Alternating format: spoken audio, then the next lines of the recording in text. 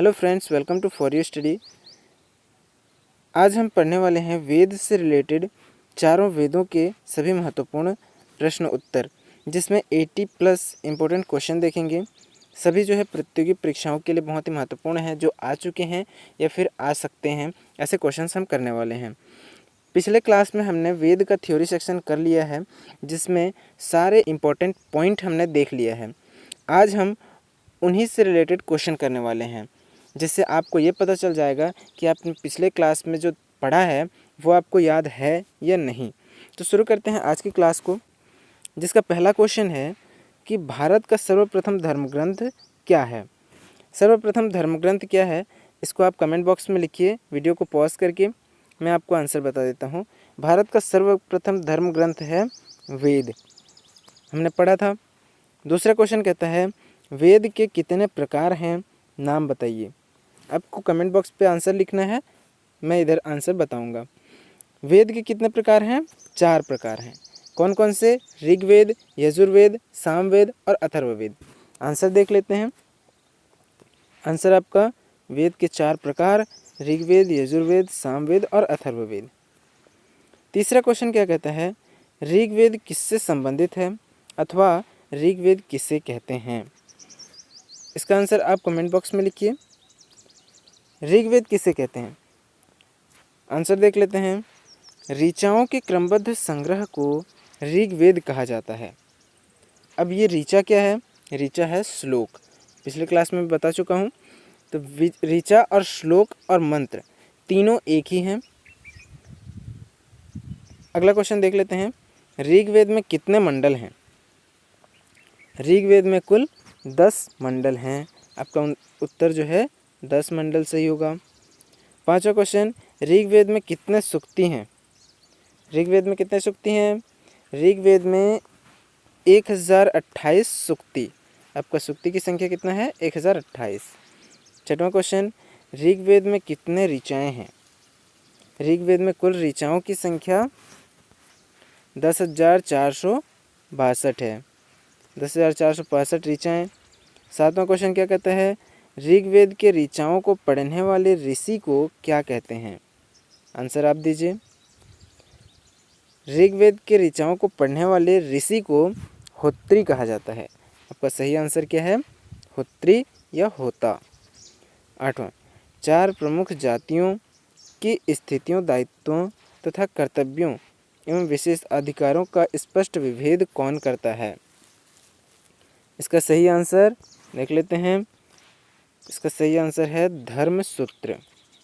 9वां, ऋग्वेद में इंद्र के लिए कितने श्लोकों तथा अग्नि के लिए कितने श्लोकों की रचना की गई है? आप कमेंट बॉक्स में आंसर लिखिए। तो इसका सही आंसर क्या होगा? ऋग्वेद में इंद्र के लिए 250 श्लोक और अग्नि के लिए 200 श्लोक।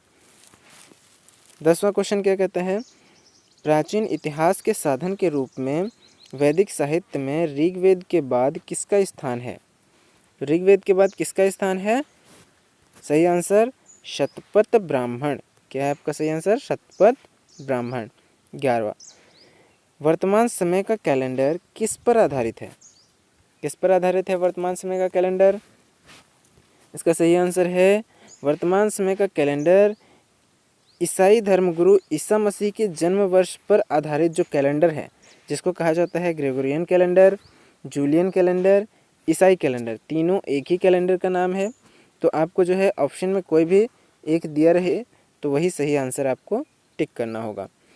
12वां क्वेश्चन है, ईसा मसीह के जन्म के पहले एवं बाद के समय को क्या कहा जाता है? तो इसका सही आंसर क्या है? ईसा मसीह के जन्म के पहले का समय हम हमेशा पढ़ते आ रहे हैं कि ईसा मसीह के जन्म के पहले का समय ईसा पूर्व कहा जाता है, जिसको इंग्लिश में BC यानी कि before the birth of Yeshu Christ कहा जाता है। और जन्म के बाद के समय को ईस्वी यानी कि AD anno domini in the year of lord Yeshu Christ.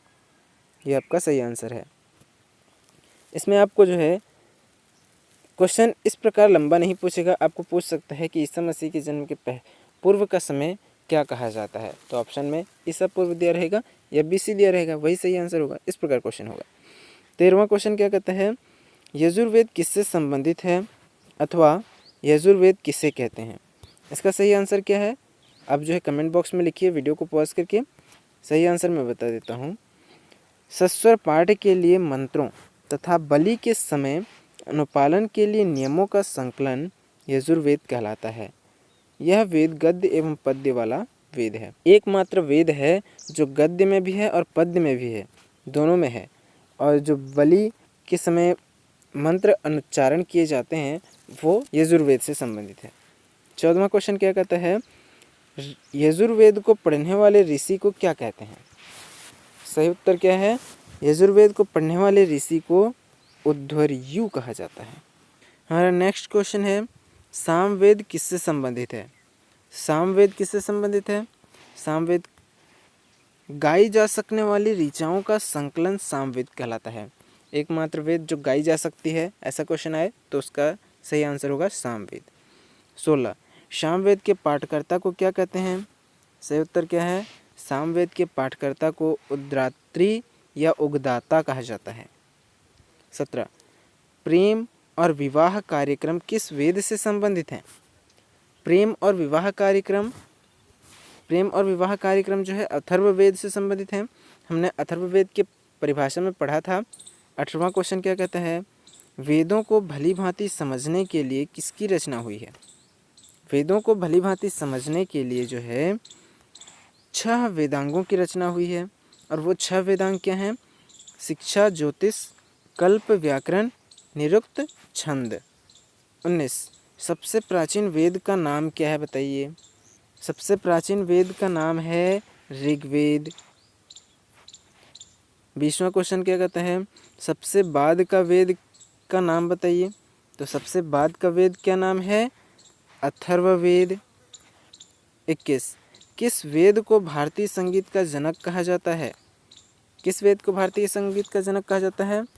सही उत्तर क्या होगा? सामवेद, एकमात्र गाई जा सकने वाली वेद। 22 ऋग्वेद के 8वें मंडल में हस्तलिखित ऋचाओं को क्या कहा जाता है?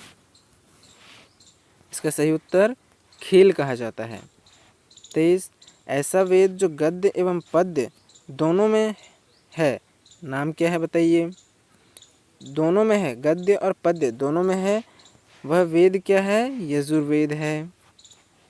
24 किस वेद से आर्य की राजनीतिक प्रणाली एवं इतिहास के बारे में जानकारी मिलती है? किस वेद से मिलती है? सही उत्तर ऋग्वेद है। 25 किसमें सूर्य देवता सावित्री को समर्पित प्रसिद्ध गायत्री मंत्र है? विश्वामित्र द्वारा रचित ऋग्वेद के 3रे मंडल में। 26वां क्वेश्चन क्या कहता है? ऋग्वेद के 90वें मंडल में किसका वर्णन है? ऋग्वेद के 90वें मंडल में देवता सोम का। 27 किस वेद को भारतीय संगीत का जनक कहा जाता है? सामवेद। 28 किस वेद में सभा एवं समिति को प्रजापति की 2 पुत्रियां कहा गया है? इसका सही उत्तर है अथर्ववेद में। 29 चतुष्वन्य समाज की कल्पना का आदि स्रोत क्या है? इसका सही आंसर क्या है? चतुष्वन्य समाज की कल्पना का आदि स्रोत ऋग्वेद के 10वें मंडल में वर्णित पुरुष सूक्त। 30 पुरुष सूक्त के अनुसार आदि पुरुष ब्रह्मा से उत्पन्न 4 वर्ण कौन कौन से हैं एवं कहाँ से उत्पन्न हुए हैं? तो सही उत्तर इसका क्या होगा? ब्रह्मा के मुख से ब्राह्मण उत्पन्न हुए हैं, भुजा से क्षत्रिय, जांग से वैश्य और चरण से शूद्र उत्पन्न हुए हैं। वेद के पार्ट 1 के 30 क्वेश्चन की सीरीज जो है यहीं पे ख़त्म करते हैं। वीडियो को अंत तक देखने के लिए धन्यवाद। वीडियो पसंद आए तो लाइक कीजिए, शेयर कीजिए और अपने विचारों को कमेंट बॉक्स में लिखिए। यूट्यूब चैनल को सब्सक्राइब ज़रूर कीजिएगा, बेल आइकन को प्रेस कीजिएगा ताकि नोटिफिकेशन सबसे पहले आपको प्राप्त हो और आप वीडियो सबसे पहले देख पाएँ। Thank you for watching. जय हिंद, जय भारत।